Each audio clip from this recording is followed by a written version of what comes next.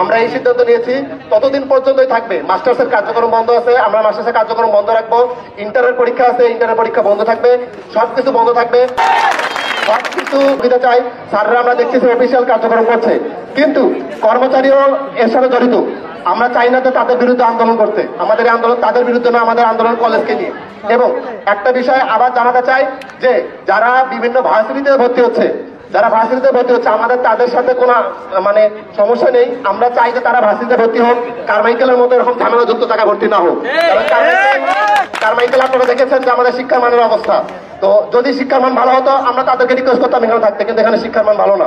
তো যেহেতু তারা ভার্সিটিতে পাবলিক ভার্সিটিতে চান্স পেয়েছে, আমরা তাদেরকে সুযোগ করে দিচ্ছি, তাদের যা প্রয়োজন তারা যেন সেগুলো নিয়ে ভার্সিটিতে ভর্তি হতে পারে। আমাদের প্রতিনিধি আছে, যারা যদি কেউ করতে চায় আপনাদেরকে নক করে, আপনারা কাইন্ডলি বলবেন যে আমাদের আন্দোলন এখানে চলমান থাকবে, শুধু আজকেই না, চলতেই থাকবে আন্দোলন। তো এখানে আসবে, এখানে এসে যার যে সমস্যা একটু বলবে, আমরা প্রতিনিধি পাঠাই দিয়ে ডিপার্টমেন্ট থেকে ঠিক করে নেব। এটা কোনো সমস্যা নাই, যার যা প্রয়োজন। এইচএসসি যে এডমিট আছে আমরা এডমিটটাও দেবো।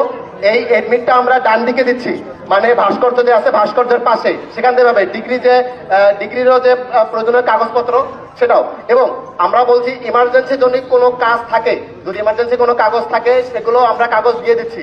তো আমরা কোনো শিক্ষার্থীর কোনো ভোগান্তি আমরা কারমাইকেল কলেজ শিক্ষার্থীরা করছি না, আমরা করব না। কিন্তু আমাদের কথা হচ্ছে একটাই, আমাদের আন্দোলন ততদিন পর্যন্ত চলবে যতদিন পর্যন্ত আমাদের চাওয়া পূরণ হবে না।